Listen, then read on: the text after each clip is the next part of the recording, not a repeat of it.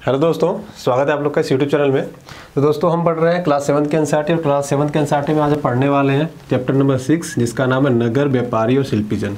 ठीक है, ये पढ़ाने से पहले मैं आपको दो नाम बताता हूँ, आशा करता हूँ आप लोग जानते भी होंगे। पहले उनको दो नाम डिस्कस कर लेते हैं, इस चैप्टर के अंदर ही है, उसके बाद हम आगे का प्रोसेस स्टार्ट करेंगे। ठीक है, एक पहला नाम आता है कोलंबस का। कोलंबस, ये नाम मुझे लग रहा है आप लोगों ने सुना होगा वैसे तो। ठीक है, एक नाम आता है कोलंबस का और दूसरा नाम आता है Vasco day gamma. Vasco day gamma. ठीक है, आप लोगों ने नहीं पढ़ा होगा कोलंबस ने क्या किया था। कोलंबस ने अमेरिका की खोज की थी, वास्को डे गामा ने भारत की खोज की थी। खोज का मतलब क्या है? खोज का मतलब ये था कि ये भारत को ढूंढने निकले और भारत को खोजते खोजते पहुंच भी गए वहाँ पे। ठीक है, अब बात करते हैं वास्को डे गामा की। वास्को डे गामा जो थे वो 1498 ईस्वी में आए थे। ठीक है, भारत पहुँचे ये, और उनको लेके कौन आया? इनको एक अब्दुल माजिद नाम के पर्सन था जो गुजराती व्यापारी था। तो अगर कभी वैसे पूछा तो जाने का चांसेस नहीं है। ठीक है, अब्दुल माजिद नाम के व्यापारी थे ये। ठीक है, ये लेके आए थे भारत इनको। ठीक है, अब ये कैसे आए? वास्को डे गामा निकले। ठीक है, अटलांटिक महासागर से होते हुए। ठीक है, ये केप ऑफ गुड होप से होते हुए। ठीक है, ये हिंद महासागर से होते हुए यहाँ तक, हिंद महासागर से होते हुए ठीक है यहाँ तक पहुँचे थे। अब मैं आपको मैप भी दिखाऊंगा कि कैसे होते हुए आए थे। ठीक है, अटलांटिक महासागर, केप ऑफ गुड होप कहाँ है आपको मैं वो भी दिखाऊंगा। ठीक है, उससे पहले ठीक है, अब यहाँ तक हमने देखा वास्को डे गामा 1458 में आए। अब्दुल माजिद नाम के एक व्यापारी लेके आए उनको। ठीक है, अब कहाँ पे आए थे? कालीकट पे आए थे, जहाँ पे जयमुरीन नामक एक शासक थे, उन्होंने इनका भव्य स्वागत किया था। तो जयमुरीन नाम के शासक ने इनका स्वागत किया था। तो ये टर्म याद रखिएगा कि जयमुरीन ने, ठीक है, शासक ने आप कालीकट में इनका स्वागत किया था। अब कालीकट कहाँ है हम ये भी देखेंगे। ठीक है, कालीकट कहाँ है आप ये भी देख लेंगे एक बार, क्योंकि ये हमारे एग्जाम पॉइंट ऑफ व्यू से इंपॉर्टेंट हो जाता है। ठीक है, ये पूछे जाने के चांसेस है, ये नहीं पूछा जाएगा। तो आप अगर इसको नहीं पढ़ते हैं तो कोई दिक्कत नहीं है। आप याद रखिए वास्को डे गामा भारत में 1498 ईस्वी में आए थे। जयमुरीन नाम के शासक ने कालीकट के तट पे इनका स्वागत किया था। बात करते हैं कोलंबस की। जब ये आ गए तो अच्छा ये पुर्तगाली थे, तो आप ये भी याद रखिएगा ये पुर्तगाली थे। ठीक है, ये पुर्तगाली थे। कोलंबस जो थे इटली वासी थे। ठीक है, ये इटली के थे, ये इटली के थे। ठीक है, अब ये जब निकले तो इनको क्या लगा कि पृथ्वी गोल है। ठीक है, इनको जब पता चला कि पृथ्वी गोल है तो इन्होंने सोचा कि मैं इधर से जाऊं चाहे इधर से जाऊं, पहुंचूंगा तो कहाँ? भारत में ही। तो उन्होंने क्या सोचा कि मैं इधर के बजाय इधर से चलता हूं। ठीक है, अब मैं मैप में दिखाता हूं, आपको ज़्यादा स्पष्ट हो जाएगा।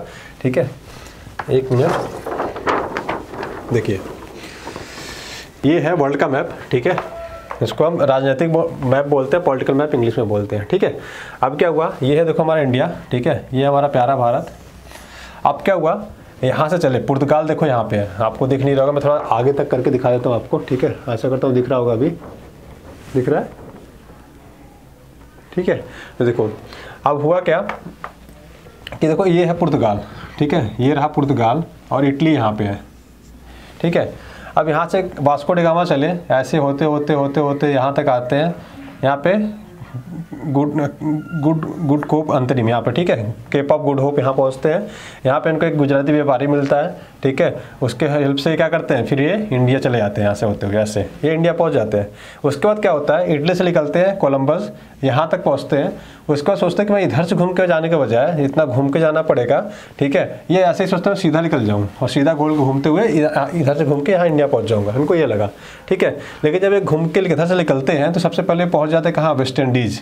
आपने नाम सुना होगा वेस्ट इंडीज़, कोई देश जैसे हम जिसको वेस्ट इंडीज़ बोलते हैं, एक्चुअल में वेस्ट इंडीज़ एक पूरा देश नहीं है। ये देखो छोटे छोटे क्या है, महाद्वीपों को मिला के वेस्ट इंडीज़ नाम बनता है। तो जो वेस्ट इंडीज़ बोलते हैं, ये इंडिया की खोज में इधर आए थे, इधर आना चाहते थे कोलंबस, लेकिन चले गए किधर? इधर, जब 1492 में इधर चले गए।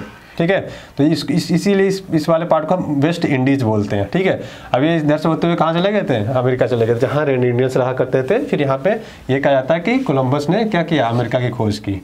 ठीक है, तो ये आप याद रखिएगा, मैंने आपको जस्ट ऐसे मैप में बता दिया कि आपको क्या रहे, ये लॉन्ग टर्म तक याद रहे। ठीक है, तो देखो आप इसमें आपका ज्योग्राफी का भी पार्ट आ गया, हिस्ट्री का भी पार्ट आ गया। ठीक है, तो ये सारे पार्ट आप क्या करिएगा, याद रखिएगा। अब देखो इटली यहाँ पे है। ठीक है, इटली यहाँ है, तो अब इटली के साथ साथ देखो मेडिटेरियन सी है। अब आपको ये देखना है काम का कि मेडिटेरियन सी के आसपास कौन कौन सी कंट्री लगी है। तो मैंने इसीलिए कहा था कि आप मैप खरीद लीजिए, जिससे क्या रहेगा कि आप हिस्ट्री तो पढ़ोगे लेकिन हिस्ट्री के साथ आप मैपिंग अपना कवर करते चलोगे, क्योंकि जब आप मैपिंग कराऊंगा तो आपको ये सारी चीज़ें करनी पड़ेगी वहाँ पे भी। तो इसलिए पहले से ही करते रहेंगे तो आपको बेनिफिट होगा, ठीक है। उसके बाद बात करते हैं पुर्तगाल कहाँ है, तो आपको ये पता होना चाहिए, ठीक है। पुर्तगाल ये रहा स्पेन के बगल में, और पुर्तगाल की राजधानी का लिस्बन है। तो आप ये चीज़ बता रखिए। केप ऑफ गुड होप, कोई केप ऑफ गुड होप क्या है कि ये साउथ अफ्रीका महाद्वीप का सबसे साउथ मोस्ट पॉइंट है, ठीक है। तो आप ये चीज़ भी याद रखिएगा। उसके बाद बात करते हैं भारत की। देखो भारत की मैंने बोला तो कालीकट के तट पे, अब कालीकट वाला जो तट था ये वाला था, जो केरल वाला आप देखते हो ना यहाँ पे, ये वाला कट जो कोच्चि के आसपास के ऊपर का हल्का सा एरिया है, यहाँ पे इसको कालीकट बोला करते थे। तो वहाँ पे एक जमहूरियन शासक थे जिन्होंने क्या किया था, इनका स्वागत किया था, ठीक है। तो आशा करता आपको मैप में सारा समझ में आ गया होगा। तो मैंने जैसे स्टोरी बतानी थी जिससे कि आपको लॉन्ग टर्म तक याद रहे, तो ये चीज़ आप याद रखिएगा, ठीक है।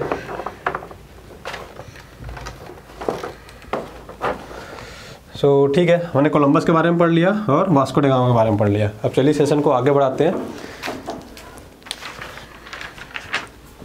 तो पिछली क्लास में मैंने आपको एक मंदिर बताया था, राजराजेश्वर मंदिर, ठीक है। कहाँ पे था ये, तंजावुर में। कहाँ पे, कौन से स्टेट में, तमिलनाडु में था, ठीक है। तो मैं उसको थोड़ा सा रिवाइज करूँगा आपको, और उसमें थोड़े से टर्म एक दो और मिले थे आज, तो मैं वो डिस्कस कर लेता हूँ। तो आपको पता है कि राजराजेश्वर मंदिर, राजराजेश्वर मंदिर, ठीक है। इसको किसने बनवाया था, चोल शासकों ने। अब देखो एक चीज़ और है, मैं आपको देखो तरीका बता रहा हूँ, पढ़ना आपका काम है, ठीक है।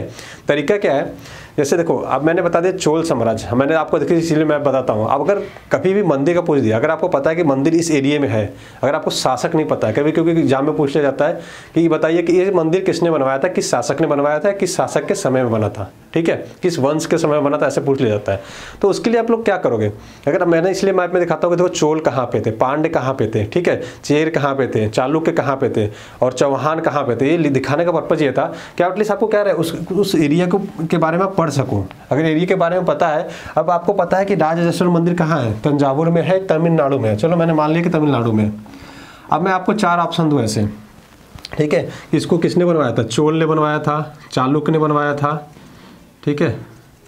इसके बाद मैं एक लिख दूँ चोल, एक लिख दूँ चालुक्य, उसके बाद में लिख दूँ चौहानों ने बनवाया था या मराठों ने बनवाया था। मैं ऐसे आपको ऑप्शन दे रहा हूँ, ठीक है। 4 ऑप्शन मैंने ऐसे लिख दिए, किसने बनवाया था, चोल ने बनवाया था, चालुक्य ने बनवाया था, चौहान ने बनवाया था, मराठों ने बनवाया था। तो अब आपका काम क्या है, आपको इसमें से कुछ भी नहीं हो याद है, आपको इतना पता है कि राजराजेश्वर मंदिर कहाँ है, तमिलनाडु में, ठीक है। अगर आपने इतना भी थोड़ा सा भी पढ़ रखा होगा, तमिलनाडु वाला एरिया मैंने बताया था किससे रिलेटेड है, चोलों से रिलेटेड है। तो आप इसमें अगर तुक्का भी मारो, देखो मराठा साम्राज्य कहाँ पे था, मराठा साम्राज्य किधर भी बसा हुआ था, मराठा साम्राज्य महाराष्ट्र वाले एरिया में बसा था, ठीक है। चौहान किधर थे, दिल्ली वाले ऊपर में, दिल्ली वाले भाग में थे, ठीक है। चालुक्य किधर थे, चालुक्य आप देखोगे तो चालुक्य जस्ट इसके ऊपर वाले एरिया में थे, ऊपर इन द सेंस कि आपको जो उड़ीसा वाला ये सब पार्ट आ जाता है, इधर से चालुक्य चालू होते हैं, पूरा इधर फैले हुए थे। तो अगर आप तुक्का भी मारोगे तो आपको बाय डिफॉल्ट जो लोग बोलते हैं ना कि उसका यार उसको कुछ नहीं आता था, तुक्के से सही हो गया, तुक्के से सही नहीं होता। तुक्का के लिए भी आपको एक आपने बात सुनी होगी, भाग्य क्या है, मतलब हम लोग बोलते हैं लक क्या है।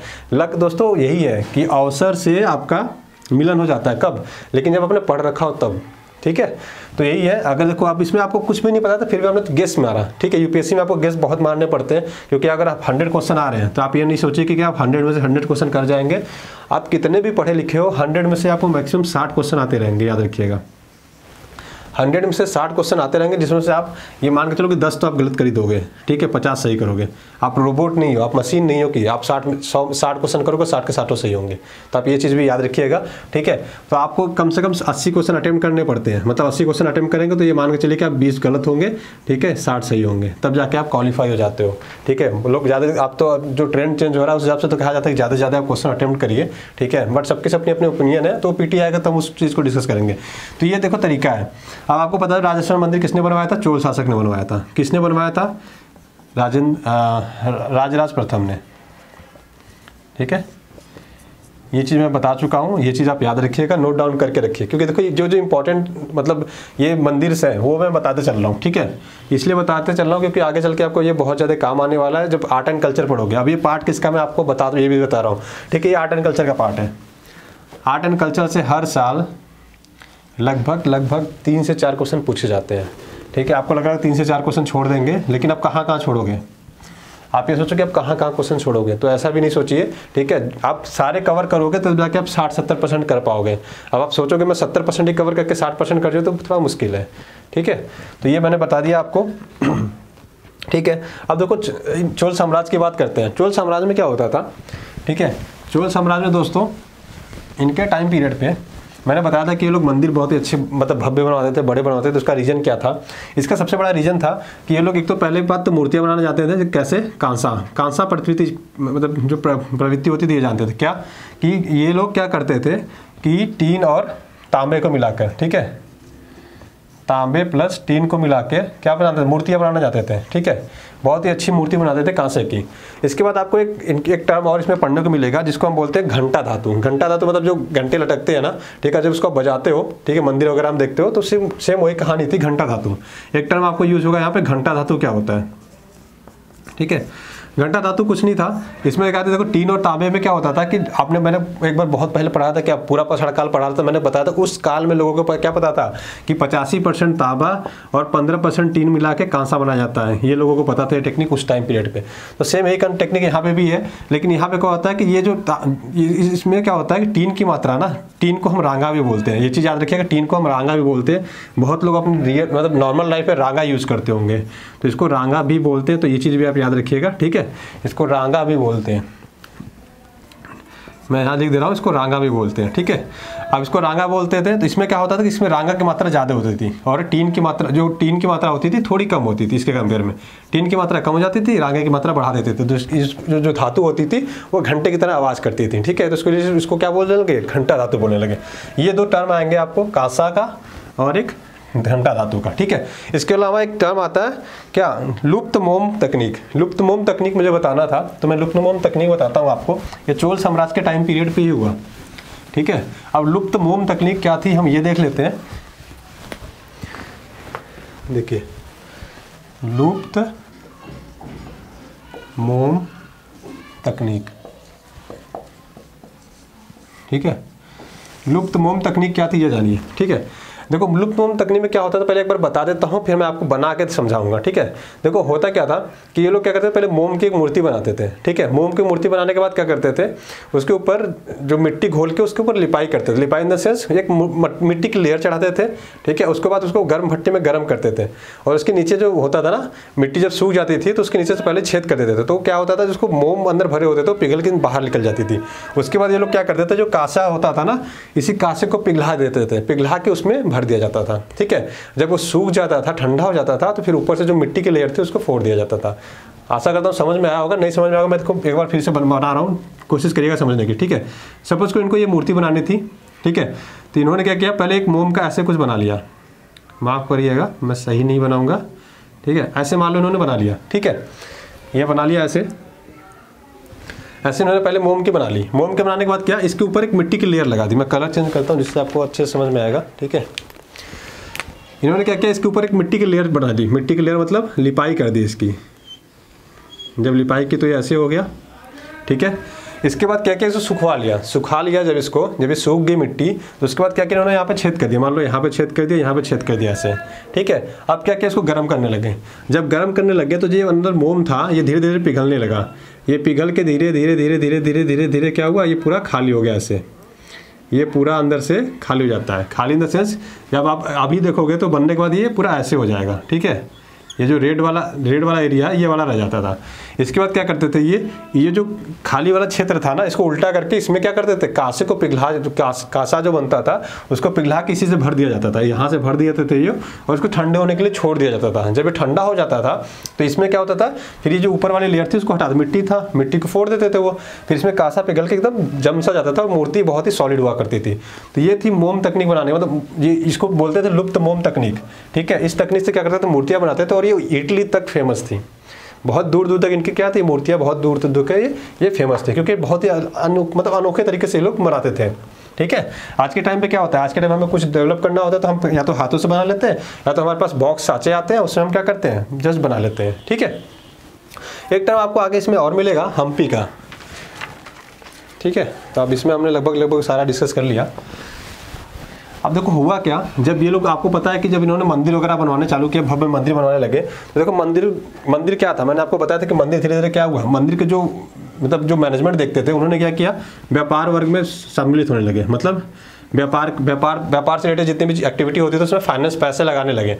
उसके बाद साहूकारी करने लगे, किसी को पैसे चाहिए, किसी को लेना है देना है। तो ये साउथ के लोगों ने क्या किया, एक जो मंदिर के जो पैसे आते थे, फंड आते थे, उसका भरपूर उपयोग करने लगा, जिससे क्या हुआ, मंदिर और समृद्ध भी होते लगे। देखो मंदिर से आप लोगों को पता क्या चलने लगा, मंदिर से उनको पैसे मिलने लगे, तो लोगों ने क्या किया, मंदिर के आसपास रहना चालू कर दिया। तो आप देखोगे जितने पुराने मंदिर से उसके आसपास सिटी आपको बहुत बढ़िया मिल जाएगी, मतलब बसी हुई सिटी मिल जाएगी। ठीक है, तो यही कारण होता था। आज के टाइम में, आज की एग्जाम्पल लेता हूँ मैं, जैसे आप अब बात करो IITs की, NITs की, ठीक है, IIM की, ये जितने भी मतलब बड़े बड़े गवर्नमेंट इंस्टीट्यूट्स हैं, देखोगे तो आप कहीं भी देखोगे आप बने हुए, कहीं भी देख लो, आप कहीं के भी बने हुए देख लो, सारे एकदम वीरान एरिया में स्टार्ट हुए। आज भले उनके पास क्या है, बहुत ज़्यादा सिटी बस गई है, बहुत ज़्यादा सोसाइटी बस गई। इवन जो नए IIT खोल रहे हैं, वो उनको उठा के देखो, वो सिटी से बहुत दूर खोले जाते हैं, बहुत दूर मतलब एक ऐसे इलाके में खोले जाते हैं जहाँ डेवलपमेंट नहीं होता है। इसलिए रीज़न ये होता है, देखो वहाँ पर जब IITs खोलेगी तो लोग बसना चालू होंगे, सोसाइटी बसना चालू होगी। ठीक है, तो इसलिए खोला जाता है कि वहाँ पे सोसाइटी से बच जाए और लोग वहाँ पे एक बस जाए, एक नई जगह का वो लोग क्या करते हैं, एक नई जगह का निर्माण करते हैं। यही कारण है कि देखोगे तो आप IIT IIM जितने भी नए खुल रहे हैं, सारे के सारे ऐसी जगह खोलते हैं कि अभी आपको पता होगा IIT जम्मू वाला केस भी हुआ था। ठीक है, वो उस पर नहीं जाते हैं, हिस्ट्री पढ़ रहे तो हिस्ट्री पढ़ते हैं। ठीक है, मैंने बस यार समझाने के लिए आपको एग्जाम्पल ले लिया। ठीक है, तो यहाँ तक तो बात कर ली हमने। अब देखो जो व्यापारी वर्ग धीरे धीरे पनपने लगा, इसमें मैंने आपको बताया कि सामंत एक वर्ड यूज़ किया था पहले।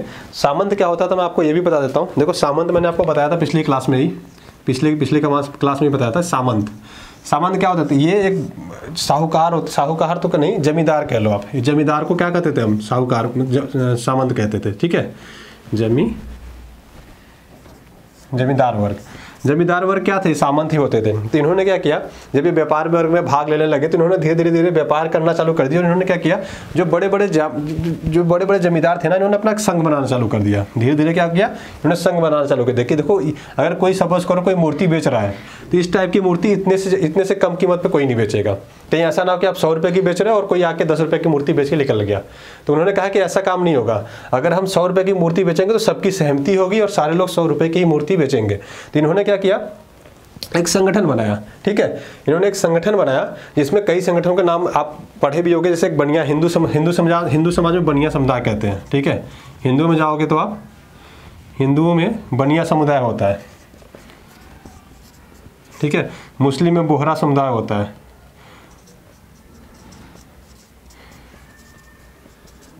मुस्लिमों में बोहरा समुदाय, ऐसे उस टाइम से ही चले आ रहे हैं ये। ठीक है, और उस टाइम पे देखो आप मारवाड़ी, आपने मारवाड़ी भी नाम सुना होगा। मैं यहाँ से मिटाता हूँ ये। ठीक है, आपने मारवाड़ी भी नाम सुना होगा, मारवाड़ी। चेटियार उस टाइम पे होते थे। ठीक है, चेटियार भी एक समुदाय होता था। देखिए यूपीपीसी में भी एक, मुझे जहाँ तक मैं याद आ रहा है, शायद इसमें पूछा भी गया था। ठीक है, वो और एक होते थे नाना देसी, ये संघ होते थे। ठीक है, व्यापारी संघ होता था, आप ये भी याद रखिएगा। मैं इसलिए बता रहा हूँ कि देखो ये यूपीएससी में पूछे जाने के थोड़े से चांसेस कम होते, पूछे जाने के चांसेस हैं बट थोड़े से कम है। बट ये कि पीसीएस के लिए बहुत ही ज़्यादा पूछे जाने के चांसेस है, ऐसा नहीं कि यूपीएससी के लिए कम है। यूपीएससी में चेटियार पूछा जा सकता है, नाना देसी पूछा जा सकता है, मारवाड़ी पूछे जाने के चांस कम है, बोहरा समुदाय, ये तीनों चांसेस कम है थोड़े। लेकिन चेटियार लोग बहुत ज़्यादा नहीं पढ़ते। तो चेटियार क्या था, एक व्यापारिक संघ होता था। ठीक है, नाना देसी क्या होता था, एक व्यापारिक संघ होता था। व्यापारिक इन द सेंस जो व्यापारी समुदाय होते थे उन्हीं को बोलता था, नाना देसी बोला जाता था। ठीक है, तो ये आप टर्म याद रखिएगा कि मैंने क्या बताया आपको। ठीक है, और इसमें एक मणि ग्रामर भी था, तो आप ये भी याद रखिएगा। इसके साथ साथ एक मणि ग्रामर भी था, मणि ग्रामम। ठीक है, मणि ग्रामम। देखो ये वाले जो थे ना, नाना देसी और मणि ग्रामम, ये लोग क्या करते थे, देश विदेशों के साथ भी व्यापार करते थे। मतलब देश विदेशों के साथ मतलब चाइना, जापान, इन सब के मतलब दूर दूर से जाके विदेशों में व्यापार करते थे। तो इसलिए आप ये टर्म याद रखिएगा, नाना देसी और मणि ग्रामम, ये बहुत ज़्यादा इंपॉर्टेंट हो जाता है। बल्कि चेटियार याद रखिएगा कि व्यापारिक संघ हुआ करता था। ठीक है, इकोनॉमिक्स में भी ये टर्म आता है, तो हम इकोनॉमिक्स में भी आगे इसको देखेंगे। ठीक है, तो लगभग हमने इसमें सारा धीरे धीरे कवर कर लिया है। ठीक है, तो इसमें एक लास्ट में दोस्तों रह जाता है बीदर। बीदर एक प्लेस है, बीदर का मंदिर है। ठीक है, तो ये बीदर कहाँ पे है आपको ये पता होना चाहिए। देखो कर्नाटक और तेलंगाना का जब पार्ट देखोगे ना, कर्नाटक के ऊपर वाला पार्ट और तेलंगाना से जस्ट बगल में लगा हुआ है बीदर। तो आपको प्लेस देख लीजिएगा, बस मैंने नाम बता दिया आपको। ठीक है, उसमें और कुछ नया जानने के लिए नहीं है। मैं आपको बताता हूँ हम्पी के बारे में। ठीक है, हम्पी के बारे में अभी हम पढ़ेंगे। देखो अब बीदर, ठीक है, बीदर तो मैंने बता दिया। बीदर में भी क्या था, चांदी, मतलब वो लोग तांबे और चांदी की जड़ाई के लिए बहुत ज़्यादा फेमस थे, ठीक है। तो बस इतना ही टर्म था उसमें, तो वो पढ़ लीजिएगा आप। बाकी हम्पी की वास्तुकला पढ़ना भी नहीं चाहे तो कोई फर्क नहीं पड़ेगा, क्योंकि इंपॉर्टेंट नहीं है। अब हम्पी की वास्तुकला हम देखते हैं।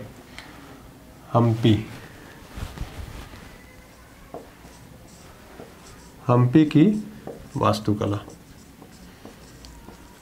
अब देखो हम्पी की वास्तुकला की बात करें, अभी नया नया 50 रुपये का नोट आया है, आपको पता होगा, ठीक है। 50 रुपये का नोट देखेंगे आप, 50 रुपये का नोट उठा के देखिए, उसके पीछे हम्पी का क्या बना हुआ है, हम्पी का रथ बना हुआ है, ठीक है, जो बीदर मंदिर का है। बीदर मंदिर नहीं है, सॉरी, वो मंदिर है आपका, हाँ, बीदल मंदिर है, बीदल। इसलिए आपके लिए क्या हुआ, ये इंपॉर्टेंट हो जाता है। बीदल मंदिर का रथ है वहाँ पे, ठीक है। कहाँ पे है, ये है हम्पी के, हम्पी में है, ठीक है। हम्पी की वास्तुकला है, ये आप याद रखिएगा, ठीक है। ये बहुत ही ज़्यादा इंपॉर्टेंट हो जाता है, ठीक है। तो ये 50 रुपये का नोट देखेंगे जब आप, तो वहाँ पे उसमें मिल जाएगा। और जो बीदल मंदिर है ना, ठीक है, बीदल मंदिर में जो रथ बना हुआ है, आप 50 रुपये के नोट के पीछे देखो, रथ सा बना हुआ है, एक पत्थर को काट के बना हुआ है, पत्थर को जोड़ के बना हुआ है। आप देखो कुछ ऐसे बना हुआ है, आगे रथ सा बना हुआ है, वो पूरा पत्थर का ही बना हुआ है, पूरा एक पत्थर का बनाया हुआ है, ठीक है। तो वो बीदल मंदिर है, ठीक है। वहाँ पे हम्पी, जो ये हम्पी क्या है, वास्तुकला का जो हमें क्या करता है, दिखाता है कि कितना भव्य बनाते थे वो लोग, कितना आलिशान चीज़ें करते थे, ठीक है। तो ये 50 रुपये के नोट में भी ये रथ आपको मिल जाएगा। आप अगर आपने अभी तक ध्यान नहीं दिया होगा तो देखिएगा, ठीक है। ये आपके लिए इंपॉर्टेंट हो जाता है आर्ट एंड कल्चर के हिसाब से। क्यों? क्योंकि अभी नया नोट्स बहुत ज़्यादा दिन नहीं हुआ, मुझे लग रहा है 3 या 4-5 महीने हुए होंगे 50 रुपये का नोट आए हुए, ठीक है।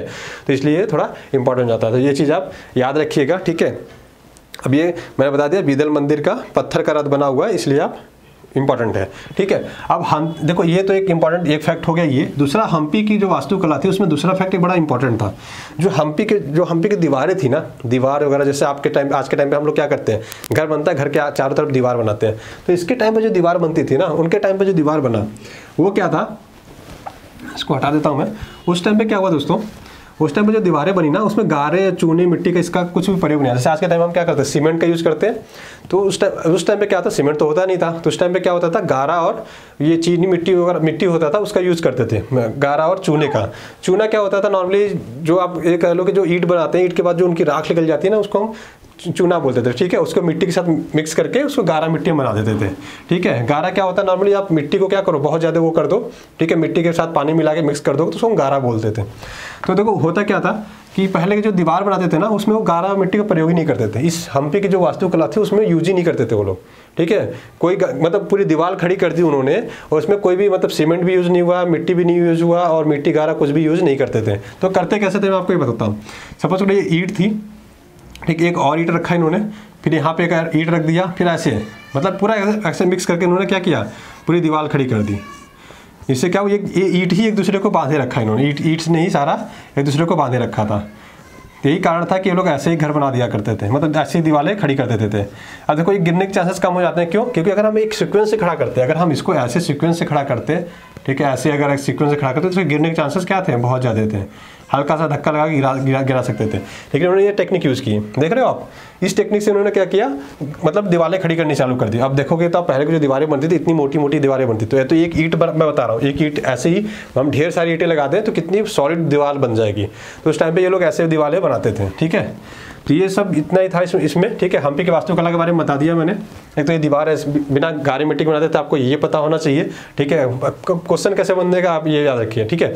अब ऐसे पूछते हैं कि हम्पी की वास्तुकला में जो दीवारें बनती थी गारी मिट्टी की बनती थी, ठीक है, बिना गारी मिट्टी की बनती थी, और 1-2 ऑप्शन ऐसे दे देगा, तो आपको उसका क्या करना रहेगा, उत्तर देना रहेगा, ठीक है। बाकी बता दिया कि जो रथ है हम्पी का, वो हम्पी का है, तो आपको ये पता होना चाहिए कहाँ पे, कर्नाटक में। ये चीज़ आप याद रखिएगा, ठीक है। आपके एग्जाम पॉइंट ऑफ व्यू से जितने इंपॉर्टेंट थे लगभग मैंने सारा इसमें कवर कर दिया है, ठीक है। तो इस वीडियो में बस दोस्तों इतना ही। तो आशा करता हूँ आपको वीडियो पसंद आ रहा होगा, ठीक है। तो वीडियो देखने के लिए बहुत बहुत धन्यवाद। आपका दिन शुभ हो। Thank you so much. Have a great day.